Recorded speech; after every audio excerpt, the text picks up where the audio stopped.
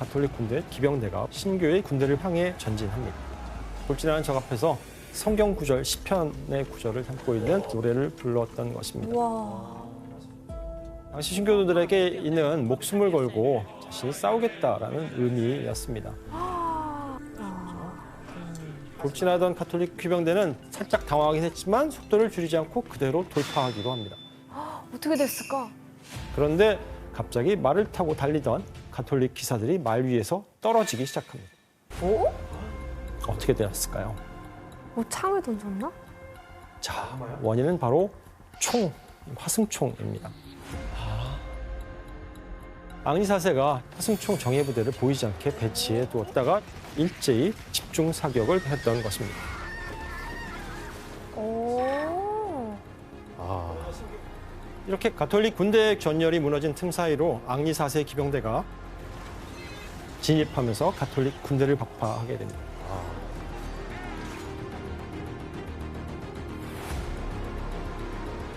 왼쪽이 이제 신교파 앙리 드 나바르의 군대고 오른쪽이 이제 가톨릭 군대입니다.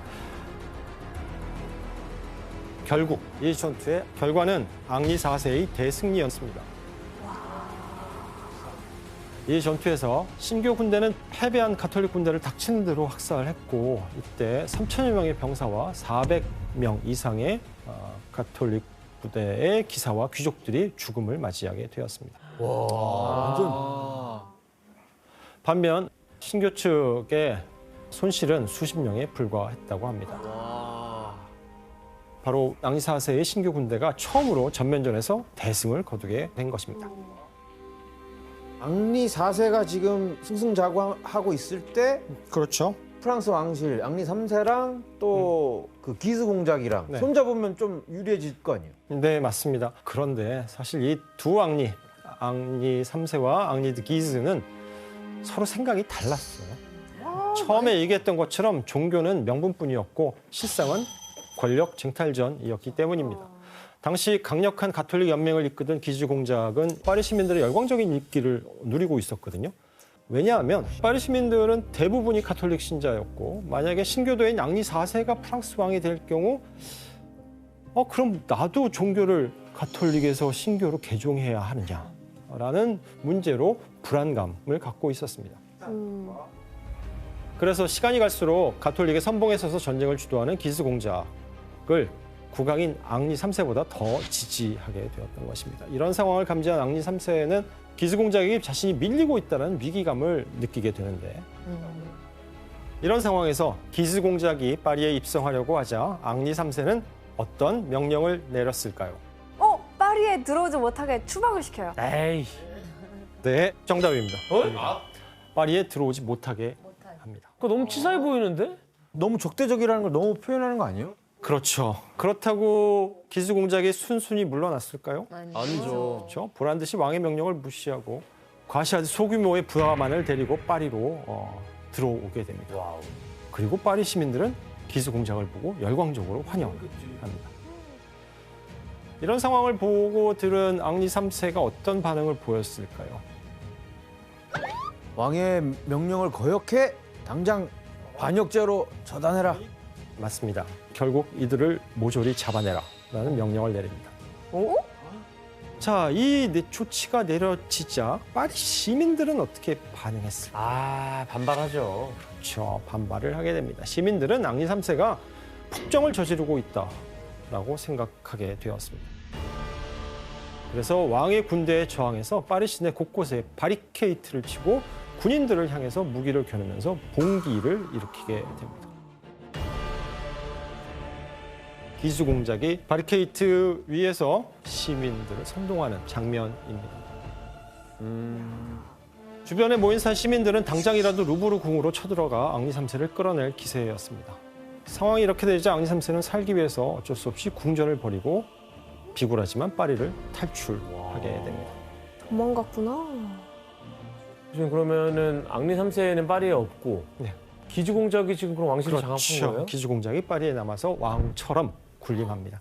그 기간이 무려 반년 이상이 지속되는데 그해 12월에 잠잠하던 앙리 3세가 갑자기 의논할 것이 있다면서 자신이 있는 블루아 성으로 기스 공작을 불러들이게 됩니다. 지원 씨는 만약에 본인이 기스 공작이라면 이렇게 왕의 부름을 받고 어떻게 하셨을 것 같아요? 왕이 도망갔는데 왕이 불러요 저를? 예. 네가 와라 왕실로. 자, 기스 공작의 수하들은 앙리 3세가 이거 함정을 판 거다라고 이야기하면서 기스 공작에게 가지 말라라고 충원을 하지만 기스 공작은 앙리 3세가 그럴 위인이 아니다. 워낙 나약한 성격이고 유약해서 자기를 해칠 만한 그릇이 아니라고 호언장담을 했습니다. 이렇게 어리석은 선택을 하네. 그래서 의심 없이 기스 공작은 왕에게 달려갑니다. 어떻게 불길해. 왜 불렀겠어? 기스 공작이 성에 도착하자 왕은 기스 공작을 자신의 방으로 불러들입니다. 이때 기스 뒤에 왕을 호위하는 친위대 몇 명이 따라 붙는데 낌새가 이상해서 기스가 뒤를 돌아보자 보는 순간 왕실 친위대 중 한 명이 기스에게 단검을 꽂습니다. 저항을 하자 나머지 친위대원들이 기스의 팔을 잡고 또 다른 검이 기스의 가슴에 꽂히게 됩니다. 그리고 이때 앙리 3세가 이때 방 밖으로 나와서 기스 공작을 내려다보며 한마디 합니다. 이제 내가 왕이다라는 말을 하게 됩니다. 바닥에 기스 공작이 칼을 맞고 쓰러져 있고 그것을 앙리 3세가 내려다보는 그림입니다. 아이고 함정인 거 왜 몰랐어. 허무하다. 순순히 거기 들어간 것도 이해가 안 간다. 그러니까 순진한 것도 아니고. 혹시 이걸 메디치가 시킨 거 아니에요? 아니에요. 캐트린 더 메디시스는 이 상황을 듣고 굉장히 좀 슬퍼했어요. 기즈 공작은 어쨌거나 이게 카톨릭이었고 아들의 돌발 상황 때문에 다 망쳐놨네. 그래서 죽기 전에 그 모든 게 다 끝났다. 이런 얘기를 했어요. 맞습니다. 기스 공작이 죽자 그의 남동생이 형의 뒤를 이어서 이제 가톨릭 연맹 세력을 이끌게 되는데 그는 형의 원수인 앙리 3세에게 복수를 다짐합니다. 이렇게 앙리 3세에 대한 분노가 고조되던 바로 그때 발로아 왕과의 최후를 알리는 비극이 벌어집니다. 기스 공작의 죽음에 분노한 한 가톨릭 수도사가 앙리 3세를 찾아가서 잠깐만, 그러면은 그를 단검으로 찌르게 됩니다. 그리고 이 단검에 맞은 앙리 3세는 사망하게 됩니다.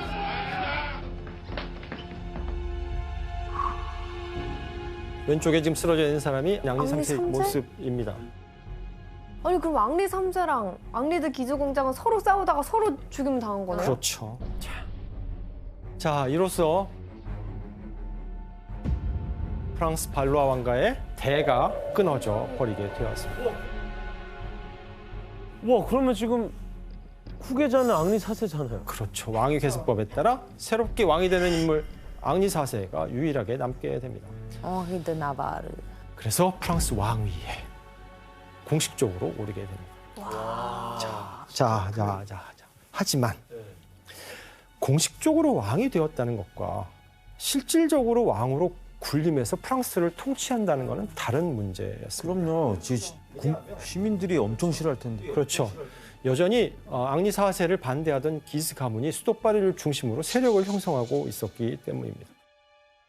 게다가 파리는 프랑스의 왕이라면 나라를 다스리기 위해서 반드시 얻어야만 할 도시였습니다. 즉 파리를 차지해야만 앙리 4세는 진정한 프랑스의 왕이 될 수 있었습니다. 하지만 이렇게 앙리 4세가 파리를 얻겠다라고 하는 이 시도는 시작부터 난관에 봉착합니다.